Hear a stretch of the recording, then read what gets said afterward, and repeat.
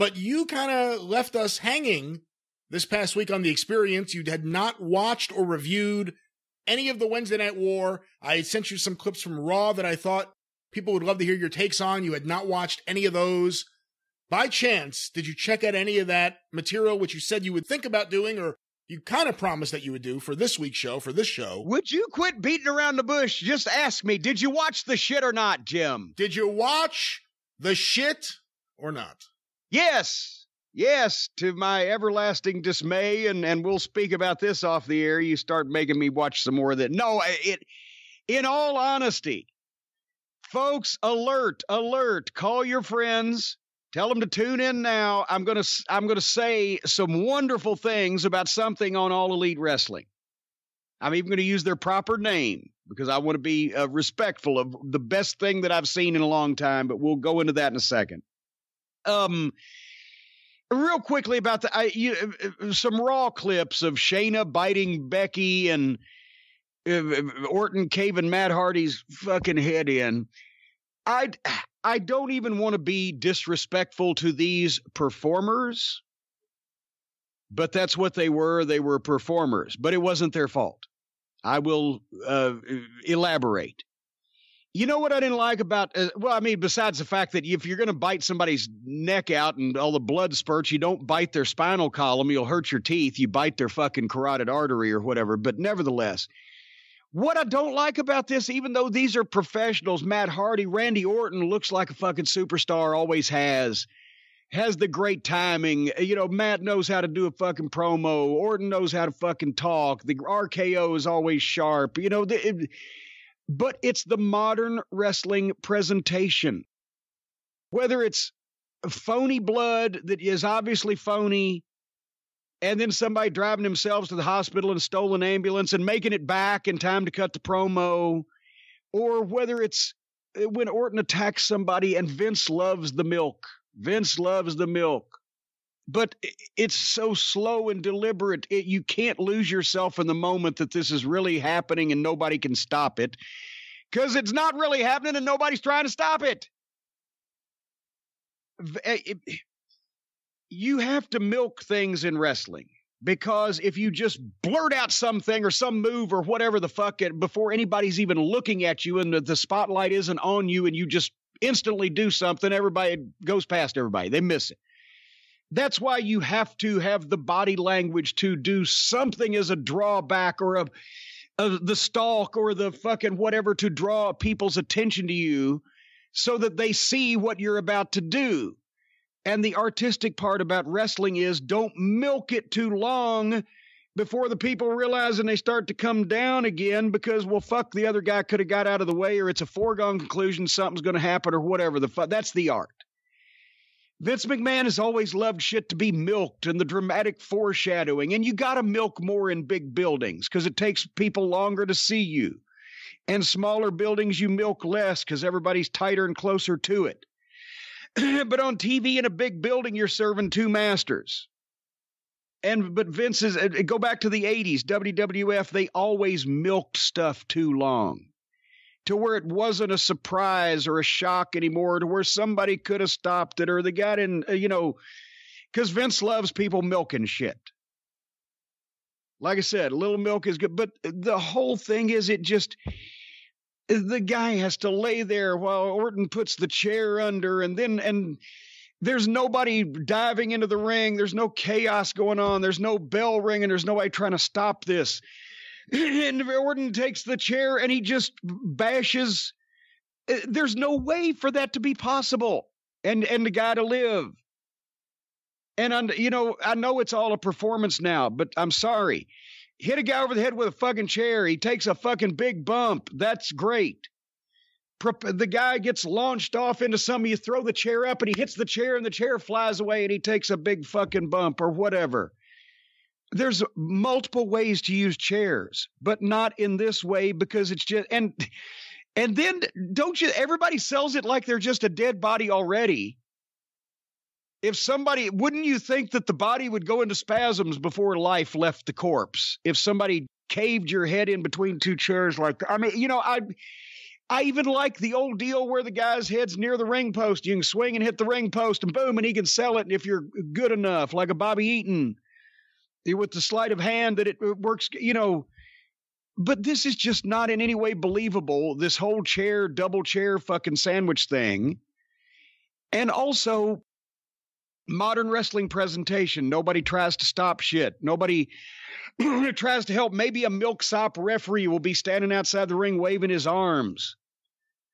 Where are all the baby faces? Where's everybody's friends? Where's any security? Where's the rest of the referees?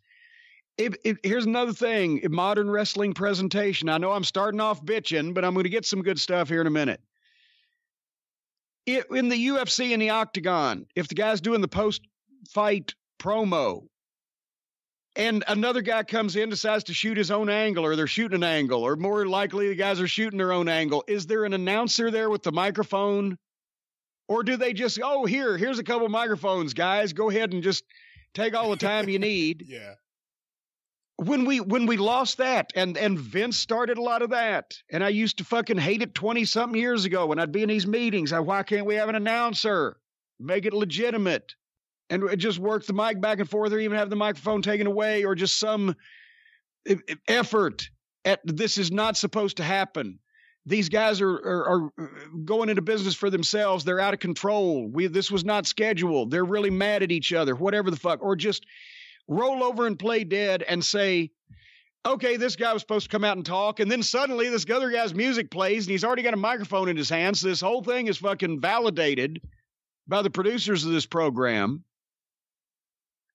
It's the little things. And that's why modern wrestling presentation, to me, is as much to blame in a lot of cases as talent, because in this case, these guys know what they're doing.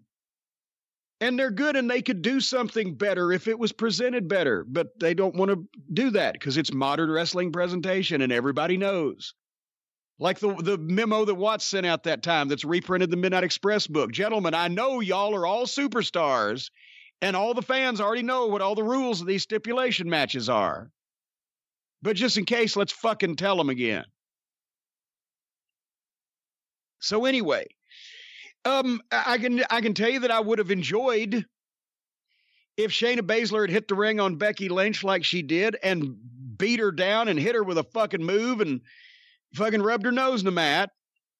Said, I'm better than you and I'm going to beat you. That would have been great. And maybe, but they have to make her the female Stone Cold. And, let's face it, Stone Cold stole the ambulance, and that was fucking ridiculous too. But at the same time, the mass Stone Cold hysteria of how over he was led you to, it was like the days of the Ultimate Warrior. It was fucking Vince's mass hypnosis that makes people actually buy this shit. If anybody was going to do that, Steve Austin would have fucking done it.